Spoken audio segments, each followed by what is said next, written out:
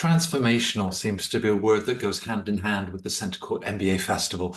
And that's a transformational MBA experience that's available not only for full-time graduate students, there are plenty of options for working professionals who want to accelerate their career, develop skill sets that are going to serve them for the workplace of today and tomorrow. And we wanted to have the opportunity to hear directly from the admissions office to see what they're looking for as they craft a class of diverse, talented professionals who are all committed to their own personal and professional development. So it's a pleasure to welcome Austin Swanson. Austin is the program manager of MBA admissions at the Coles College of Business at Kennesaw State.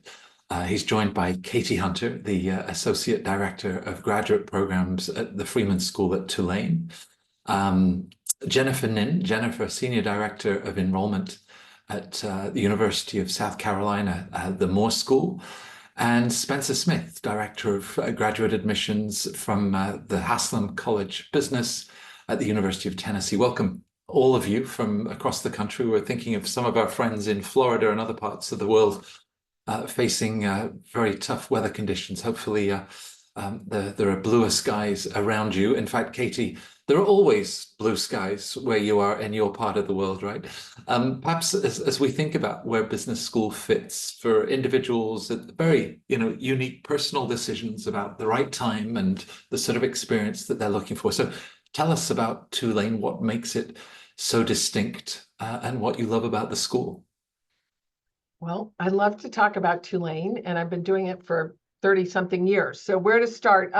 We are a historic city. We're located in New Orleans, a port city that's known around the world, and certainly Tulane's history is intertwined with that of the city. But for an MBA student, what that means is that you have a really alumni group that is literally all over the world and connections with places.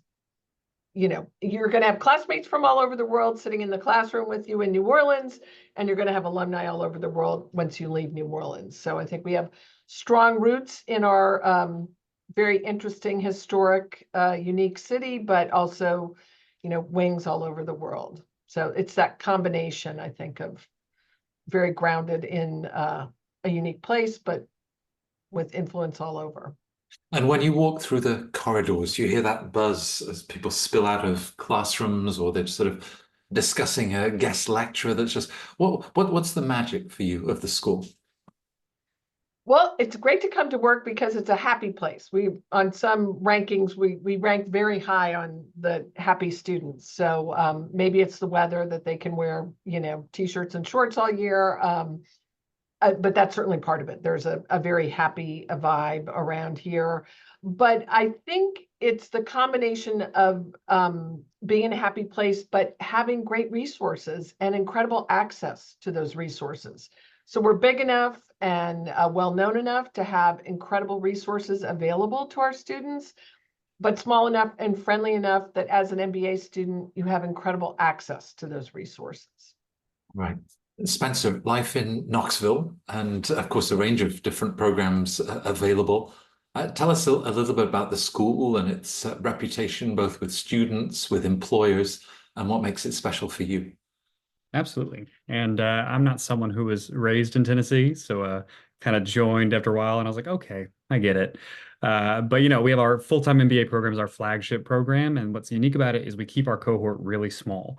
When you think of the University of Tennessee, Knoxville, you think of the 30-some-odd thousand students, 100,000 plus people on game days, which it's a whole other story. I try to avoid campus when I can if I'm not going. But then you look at our small cohort of around 50 or less, and you're really going to get that individualized attention. You'll have that big school, big opportunity, big network, but you are being attended to daily on almost a one-on-one basis at all times with our career coaches and our student success managers. And so for me, it's always the community. And what we try to embody is, if you've ever seen our campus, we've got a giant torchbearer statue, and his torch is always lit. And the first thing I learned when I started working here is there's this thing called the Torchbearer Creed, and it's they who bear the torch cast a shadow on themselves to give light to another. And we try to work that into our curriculum, our recruitment, our alumni efforts. And so that to me is, I think, the most special thing about UT Knoxville and Haslam College of Business. Well, I'm sure in the next 40, 45 minutes, we'll talk about alumni, their generosity, their support, giving back and carrying that torch for others. It's a lovely image. Jennifer, when I think of the Moore School, I go back to one of your deans from South Africa, a guy called Peter Brew, reflecting the international nature of the school. It's something that USC has always been known for. So tell us about Moore and attracting talent from all over the world. Yeah, it is an incredible place to be in the South, but feel so international here and have so many faculty students, one of the largest exchange programs for MBA students globally as well. The front of our building is classic. We have a flag representing every student from whatever country that they consider their home country. 50 years is how long that we've been doing this. We had a really large university-wide celebration last year of it. And I think that does speak about the types of student we're looking for, the types of experiences they'll get here, and it's infused into everything. We have embedded in the program and required in some cases for a 2-year MBA program, you're required to live abroad for a number of months. And then classes that you choose from, you can choose both a domestic type of focus on it or global. And we really do push, take every class you can, business is global. So it's exciting to see the way that we infuse, even to the point of the ambassador to South Korea coming in, meeting with our MBAs to talk about culturally what it's like doing business every day, and the attaches that come through are from countries that are really inaccessible right now as well. And I love that component of it. Well, over 50 years, you've collected a lot of flags, and I'm sure that you make sure the flags are the right way up. That's something the Olympics doesn't always get right for their medal ceremony, but it's a nice cultural sensitivity. Going out to explore the world, but equally local options, Austin, and I guess at Kennesaw and at Coles, the idea of combining your studies with work, you've got lots of different options. So tell us a little bit about the school and the programs. Yeah, so here at KSU, we're about 30 minutes from Atlanta in Georgia. And yeah, we definitely cater towards our working professionals, especially being here so close to Atlanta. I graduated from KSU twice now, and so it's a dream come true to be in this role in talking about my great university. But yeah, just catering towards our working professionals, making sure and meeting them where they are, as well as utilizing our career services to really get them to that next step and really push them forward so that they're able to get those new jobs and find those new roles or make those career pivots. Well, Atlanta, of course, home to many Fortune 500 companies. And is that part of the idea of, individuals that are enjoying their career trajectory? They don't want to give that up, but equally want to provide themselves with the skills for the job market of today and tomorrow. Yeah, for sure. And that's something we like to implement in our curriculum is like being innovative, utilizing AI. KSU has came a long way in a short amount of time. So our curriculum and our program definitely reflects that kind of pride that we have with KSU. So yeah, definitely meeting our professionals and helping them make that next step. Right. Katie, as you're looking at students, of course, you could invite all of your candidates to submit their outfits for Mardi Gras. I don't know if that's a legitimate criterion in MBA admissions, but many different aspects, including the academic rigor that what you want to see. But holistically, given the size of the program, what are sort of the fundamental characteristics for a happy school? In individuals that you feel are going to thrive and flourish. What are you looking for? I like to say that we also have a small program, but the MBA is a big tent.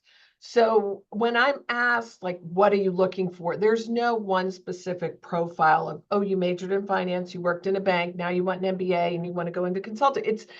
It's more looking for someone who has a plan, and that plan can be as individual and different as they are. And at Tulane, in our small program, but under the big MBA tent, we have people coming from an amazing different number of backgrounds, whether it's industry backgrounds or coming out of the military or coming from abroad or a Fulbright scholar. And what they share in common, though, I think, is they want a small program because they value that personal interaction. And after COVID, they even value it more. We're talking to a lot of students whose undergraduate or early careers were disrupted by COVID. So I think they place an even higher value on being in person in a classroom with a professor in the front and classmates on either side of them trying to figure out whatever it is they're, whatever they're addressing. And so I'm not looking for a specific plan, but we do look for a plan, like what is your plan for you and how does the MBA fit in? But beyond that, that plan can look really different. And it's very exciting to see the people once they get together, because we tend to get the people who value a small program and seek out that personal interaction with professors and classmates.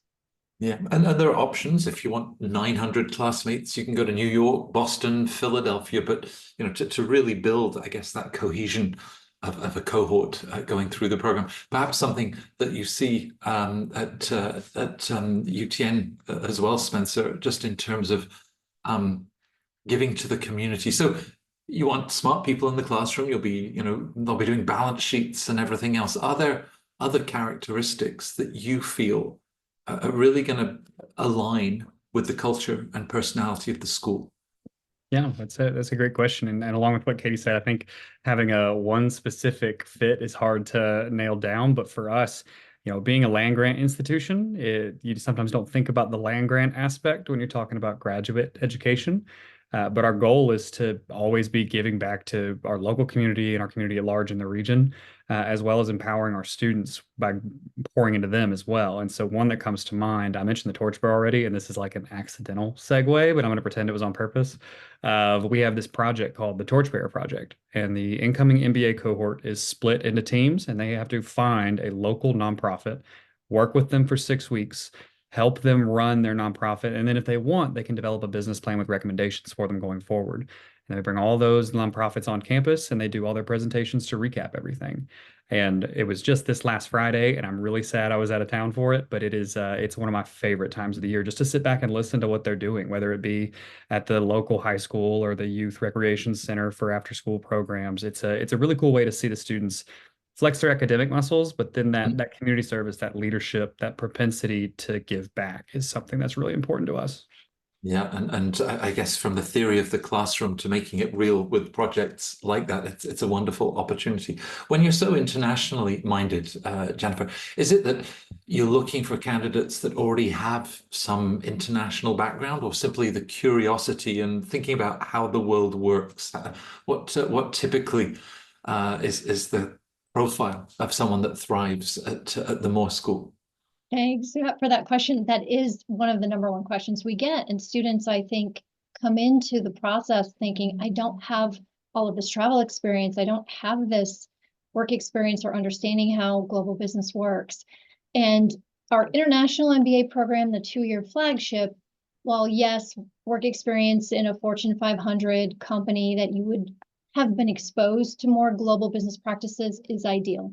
That would be a top candidate that's going to have an easy time through the admissions process. But our other options, both students who have no experience, they can choose to study a language while they're in the program.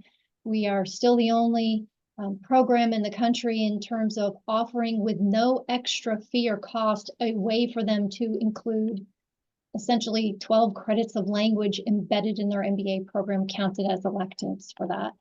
And if you have experience globally because you're international and you say, well, I've worked abroad, we can refocus you on your US experience as being your global experience. And then throughout our professional MBA or our 1-year MBA programs, we really deliver concentrations in global strategy or international business in a manner of short-term trips that many of the schools and MBA programs can offer, and credits bearing for that, or just experiential projects that way too. Now, there's an intensity for all of your students, Austin, when it's also combined with professional commitments that you have during the day and how you're adding this to the part-time program. Are you looking to see the ability of a candidate to successfully manage that work and study balance? Yeah, so when we're looking at candidates, there's, a plethora of things we're kind of looking into. Definitely if there's, an opportunity, how are they able to handle, making mistakes? How are they able to kind of, whether it be a GPA situation or maybe a gap, were they able to overcome these kind of mistakes and be successful on the other end? That's something that we really weigh heavy in when we're looking at applicants, just because, it's a lot to do a master's program and work full time.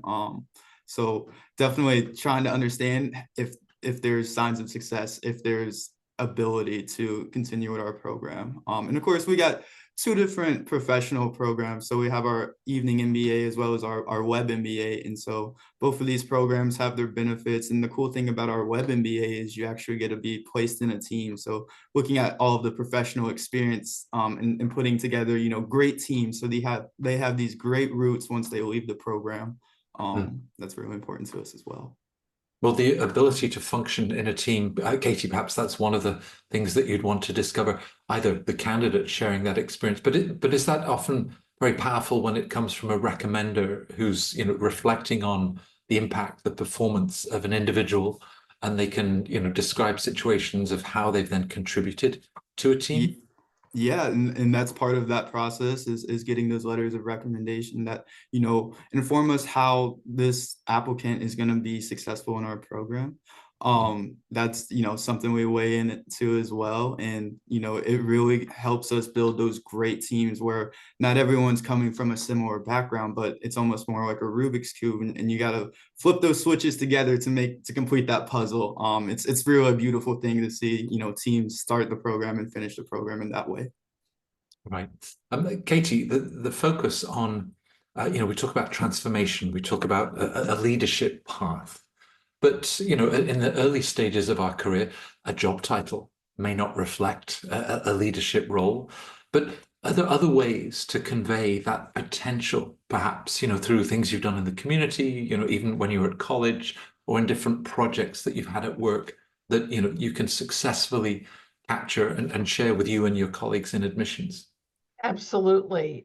In fact, I think you're quite right. It's rare for someone in our MBA applicant pool to have those titles of executive director, managing director, president, unless it's president of perhaps their fraternity or sorority. And we do have people like that in our pool, and that's great. But there are many other ways to demonstrate and develop leadership capabilities before you get to the program, and to discuss them within the application. So I think we do a lot of interviewing with our students and with our applicants, and often do have to really draw them out on the leadership, because they're not always comfortable talking about themselves as leaders quite yet, because they haven't had the titles. But in fact, they really have had leadership positions. Often, it's been something like, I started out as a camp counselor and grew up through that. And then that, if they can paint the picture where I started off as a camp counselor and then worked up, and continued that leadership journey, that can be very powerful in an application. You're mindful, Spencer, of course, in the core curriculum, that there's a level of quant or analytics that just reflect the business world of today. How do you then consider GPA, maybe standardized test scores, to metrics to measure those skills, but at the same time, the fundamental qualities, whether they're leadership skills, team building skills, operational skills that you see in a candidate. No one should get too hooked, sort of hung up on their GMAT score. Yeah, fully agreed there. We switched to a fully holistic review model last year. And so to speak to GPA, test scores it varies based on committee recommendations. But with GPA, I've encouraged our committee is we don't look at just that raw ending number. It's try to view that transcript as a journey. And, I was someone who was in the wrong major when I was an undergrad and pulled a couple of semesters of really bad GPA and then found the major I needed to be in. And so we try to take things like that into account of, what could be the situation where this number is not reflected accurately without diving a little farther. So academic indicators, we try to look at it that way. Test scores are very different. We know there are some inherent differences when it comes to GMAT scores, GRE scores. But to speak more to the leadership potential, we look really heavy at the essays, and we are looking for quantitative evidence of, or qualitative evidence rather, of adversity resilience. What skills have you gained that are going to make you a good MBA student? And that may not be traditional quantitative ability. It may be something that's just in their essay that blows away the entire committee. We have a committee of 8 people that read every single application. And so it's really just trying to find those little pockets of really good qualitative data that contextualize almost those other academic indicators and quantitative indicators. Right. And I suppose in the middle of all of that self-awareness, Jennifer, when you talk to, or a candidate shares perhaps their post-MBA career goals, no doubt what they share in the application, they then spend 2 years with you and this extraordinarily diverse, open-minded, ambitious bunch of classmates. Who knows where it might take them next? I mean, that must be something that you factor in. So what is it that you're looking to understand about any sort of post-MBA career narrative? Is it simply maybe a level of self-awareness of the background and experience they bring? Yes, I think you phrased that just right. It is almost to the point of a student's goal setting. Is it realistic based on where they're coming from and what network they could use to build it? And so we regularly in interviews are asking that question. And I think both personally, all of us in the admissions field, you never want to say to a candidate, I don't think your goals are realistic. But if you're coming from a university, maybe academic background where your undergrad performance or experiences don't match up with your goal, you're already a notch down. You weren't a marketing student. Instead, you were a psychology student or an art student, something unrelated, and now want to go into brand management of luxury autos. Probably not a match there. But if you were an engineer in automotive engineering and now want marketing and branding of luxury autos, there's a better match. And so we talk a lot through that and use an employability score. And we're very upfront with applicants and say, you're scored based on, do your goals align with what the university can give to you? We have a network. If you want to be in high finance at Goldman Sachs in New York, we're not the school. We don't have the network that schools up north would have. But if you want to be in manufacturing, we have some of the major North American global manufacturer leaders in the world here. And so that's a match. Yeah. And for someone that's looking to do this while still working, Austin, there's still the same idea that you want to get some sense of the career trajectory where business school and the MBA fits at this stage and how they'll integrate that and continue to develop in their career. Yeah, I mean, it's just having those conversations, especially for me as part of the admissions team and getting an initial feel, how can we best help you, not only as a program, but as a college, and even saying, hey, maybe this is a better fit versus the MBA program. We're in the business of helping people reach those goals in the best way possible. And so we definitely reflect that with our MBA. And so even if it's, let's have a conversation with our career center. How can we best support you to get you where you want to go, utilizing our MBA platform?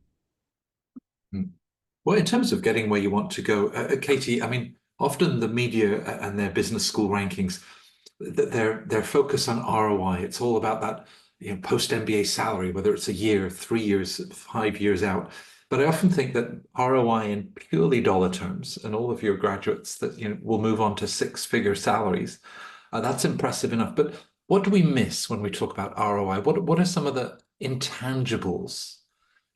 Self-confidence, some of the other things that you see that prove to be so beneficial. Tremendous benefits. And one of the great joys of being in admissions, I think for all of us, is watching it unfold with the people we first meet as inquiries go through the program and on into, their careers as alumni. And so, yes, ROI in dollar terms is a huge part of it. I mean, this is a business school. And, yes, these are ambitious young people with big plans for themselves that we are fully supportive of because, that's our business. But beyond that, I think the small cohort and the friendly nature, these are lifelong relationships, and not just relationships that will serve them in their business endeavors, but also in their they're, just lifelong friendships. And in our case, many of them end up marrying each other. We have had certain classes with a large number of lifelong couples. So I don't think that's why anyone goes to business school, but it has certainly been a benefit for some of our students in the past. So it's not just the dollar amount. It's well beyond that. Yeah.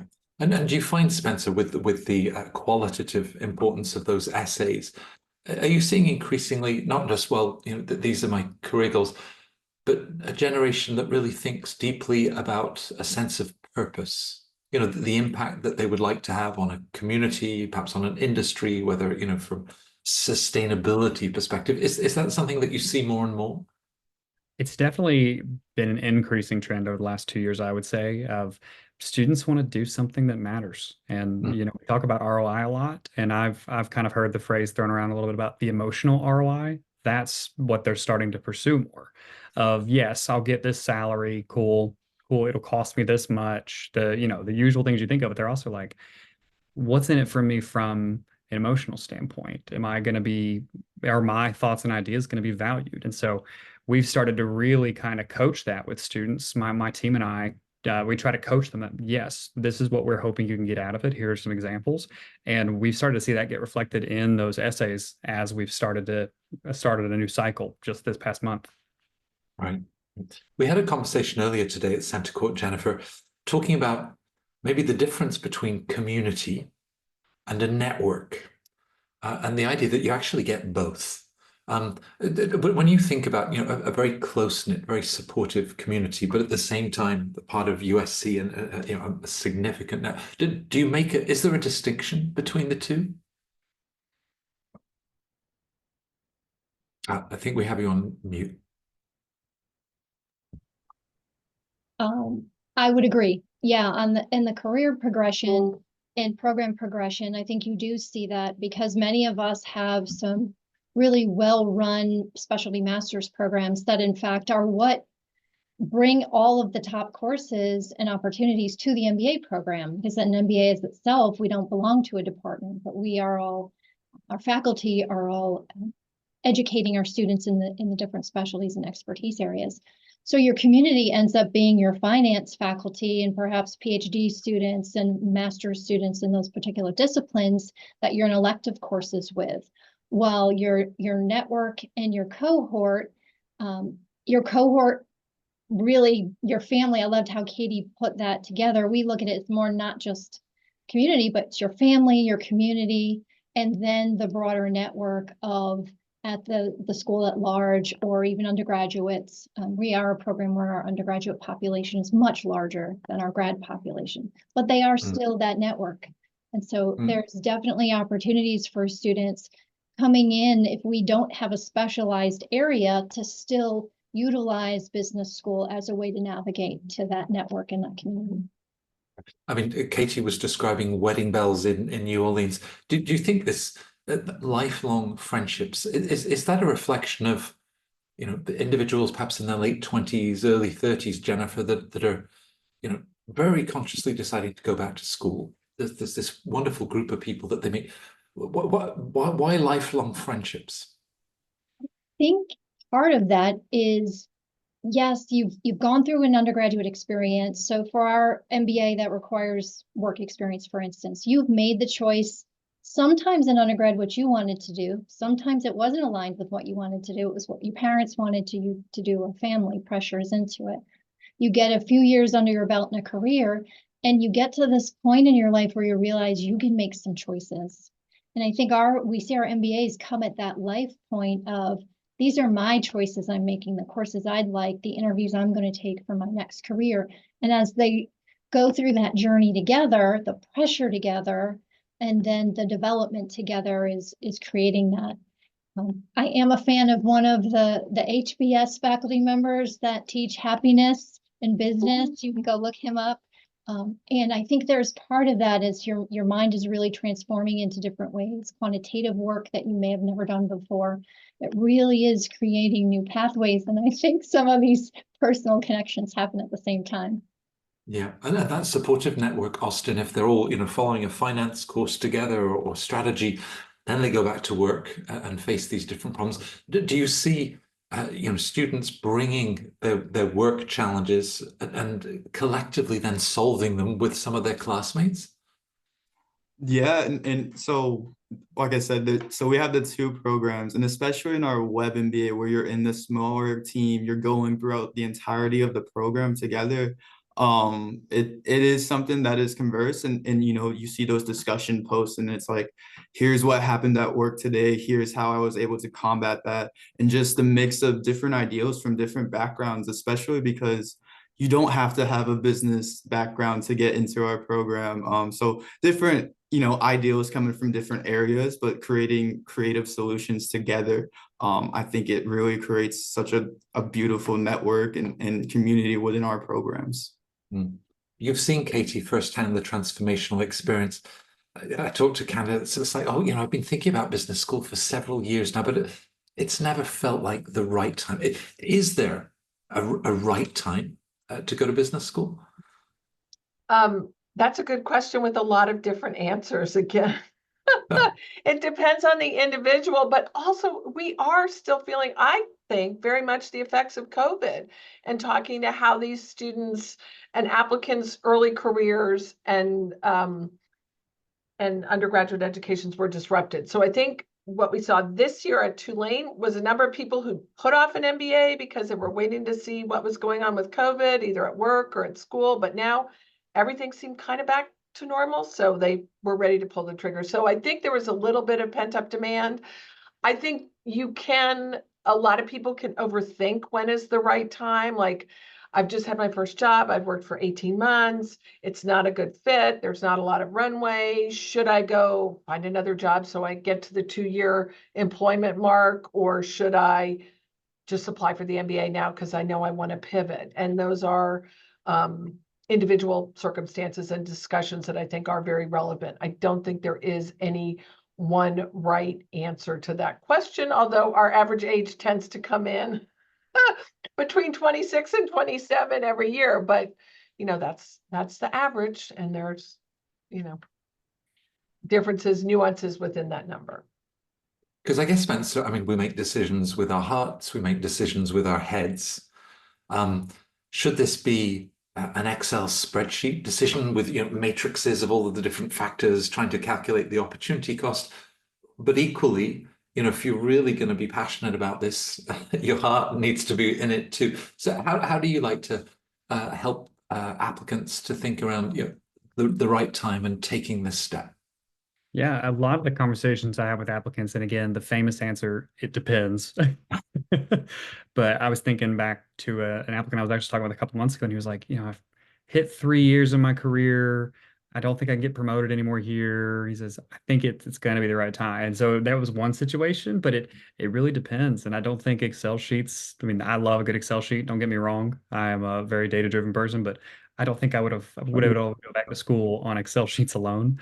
I think it has to be a decision mixing both head and heart, because if you're not in it, these programs every MBA is going to be rigorous, fast paced, and you got to have that drive along with, logically this makes sense.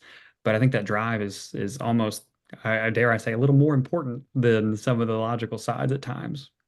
Well, we'll keep Spencer's spreadsheet, Jennifer, but a heart that also divides. And that is maybe that sense of alignment or fit, feeling that you're in the right place and this is where you're going to grow, develop, be happy. Again, how do you help candidates to think about what matters to them and how that might be reflected in the schools and the programs that they're looking at? I liked how Spencer framed on that essay question, that is so important. So when you set your application up every year and we're talking about the type of cohort we'd like, we are prompting that applicant to tell us about that. What would fit you? And that helps us assess. So as again, we're going through a student's journey from recruiting them into the application admissions process, doing that check on, okay, you are saying all of these indicators of what would fit you the best. We are or we are not that right place. And Financial awards are very competitive. So if we admit someone and they've been given an award, we do want them to make a quick decision of yes or no, are they a fit, and return that so we know if we can offer that to some other student. So we do work a lot post-admission as well as during the application process on that. Right. And Austin, you get to see candidates, at the beginning of their journey, reaching out to the school, applying, and then graduate, and maybe that time it seems to go past like drinking, from a fire hose. If I was to sort of talk to them, they did it, they made it, they reached the end of the program. Often, what are the things that have really struck them? Maybe about what they've learned about themselves, but some of the highlights of their experience. Yeah, and I think there's a lot of shock. Like, wow, I was able to accomplish all of that and still continue to, we have plenty of students that have family at home, full-time job, doing all those. So yeah, there's some wow factor to, hey, I was able to accomplish that within themselves. You talk to our students about what they liked about the program. There's a lot of discussion about what we're teaching in classroom, reflecting what they're doing at work, the ability to continue to innovate our curriculum and implement, maybe AI tools or the latest business intelligence tools, and just trying to stay relevant with as fast as technology is moving on in the business world. So we also offer so many professional development programs and stuff like that. So it's really easy for our students to kind of take that next step and work towards their promotions and what they're interested in. Now, taking that next step, maybe Katie, for some of the bankers, the consultants, the engineers, business school is often something they've had on their minds for a while. But there will be other candidates that feel, either because of their professional path, maybe what they studied at school. It's like, am I really, cut out for business school? How would you encourage them to see if it's the right option so that they're not counting themselves out when the diversity that you're bringing together, that it will be a great success? Right. That's that's the beauty of the MBA. It is a general business degree, and we don't require a business undergraduate major, which I think is one of the biggest misconceptions. Like, I didn't major in business, so can I do this? And it's absolutely yes. But people do come from diverse backgrounds, and one of the discussions we have early and quite frankly is quantitative skills and comfort. And it's full disclosure, there are numbers involved. They may be more interesting with a dollar sign in front of them for some of our non-quant types, but it is, it's going to be more numbers than many of them have had. In particular, we have a joint degree program with our law school, and some of our law school friends are typically the kids that were like, well, I haven't done math since high school, but I was really good at math in high school, so good that I placed out of math in college and never looked back. And now it's like, well, you're going to face it now. And those students, that type of background, are the ones that will talk more about what you can do to prepare yourself quantitatively. And very often those are the candidates that our admissions committee will say, like, gee whiz, we don't see any quant coursework. We really need to see something like a GRE or GMAT test score. So. A similar question, Spencer, for Haslam alums, and if I was sitting down to talk with them, what do you think that they would, if I asked them the most memorable experiences or perhaps things that they'd learned about themselves, is it that accounting course, or is it something far more deeply personal? Yeah, so we overwhelmingly hear about the community that they had in their cohorts. So we just kind of relaunched our MBA Alumni Advisory Council too. And so that's helping us get a ton of feedback. And it's funny, they mentioned the community as a whole, but a lot of that community, we have a short international immersion in our program, and they all just talk about that. And they'll share the stories. You remember that one time? It has nothing to do with the course or anything. And it's the most kind of random stories when they come back and speak at events. You're like, I don't really know how that applies to an MBA, but I'm glad you shared that. So it overwhelmingly becomes about that community. Knoxville is a really cool place. It's a small, big city. It feels really big, but you can drive 10 minutes and you're in the country any direction. But it's just such a cool place that kind of cultivates it. It's nice to hear our alumni come back and say that time and time again. Yeah, Jen, we talk about an international experience. You're sending your more students all over the world. Do you see a difference, the student when they enter the program, and then they head off to Latin America, Europe, Asia, and come back. Is it palpable, tangible, how they've grown up through that experience? Absolutely. Can think of the last cohort who we have a program in Johannesburg, South Africa. And for students that had never experienced the load shedding of your electricity, grown up in an environment totally different, and how you have to adapt culturally. And then the challenge is now think about doing business there. You have to adapt everything to not having the same environment in the US. And so the personal development that happens along with those business insights come back, and those cohorts are saying that's transformational. And to be with that particular group of students, think about your MBA program now broken down into smaller groups all around the world. That's where we see those relationships really formed and continue, in the affinity sometimes is more than their undergraduate degree because of these experiences. So Centre Court, and you've all been very generous with your time and joining us. Next steps, and perhaps Austin, whether part-time and students within a catchment of the school, or the Web MBA, where they could be all over the world, right, in terms of time zones and following the courses. What would you recommend to get in touch with you, your colleagues, and find out more about the school and the program? Yeah, so I would just say reaching out to maybe our email at ksumba@kennesaw.edu. Checking out maybe our LinkedIn page. I'll be on there answering any questions on there as well, or our Instagram. We're not too hard to find, is a famous coach in college football would say. So just reaching out to us and we'll find you. And Katie, for Tulane, would just follow the wedding bells. Oh. It would be Well, great. we don't promise a spouse with every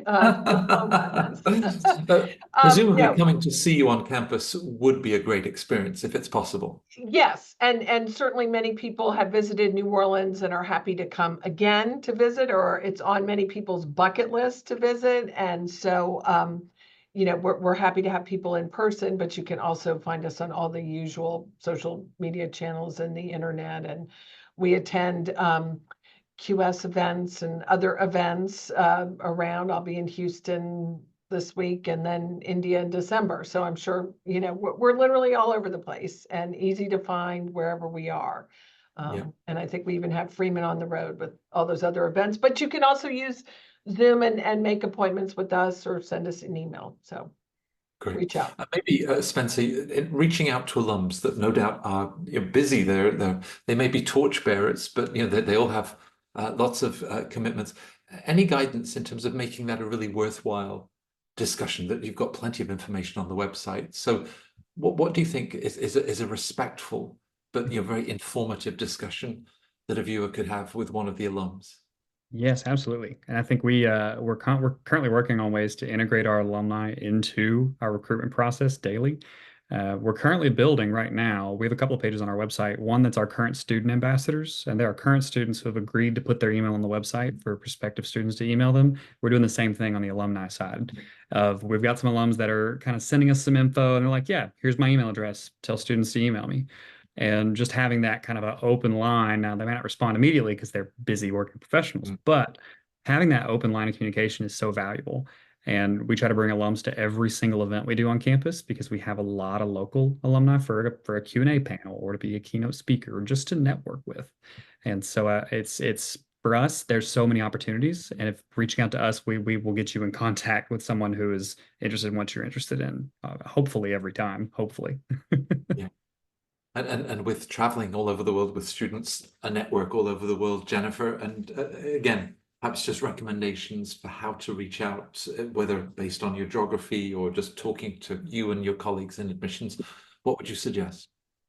Yeah, I think the events pages that we have on our website show where we are around the world, what different alumni groups are active in hosting events, and we invite prospective students to them regularly. So if you are in our database, we send those lists, or you can feel free. We do open it to the public and you can log in and register yourself. And that works very well actually because of that time zone. So. Great. Well, the world has been following you, and in the weeks and months to come, these videos get so many views. And I think they've had a great place to start. You're all wonderful ambassadors for your schools, you know, the enthusiasm, the encouragement to take that next step and reach out to you. So Katie and Austin, Jennifer, Spencer, thank you very, very much for joining us at Center Court.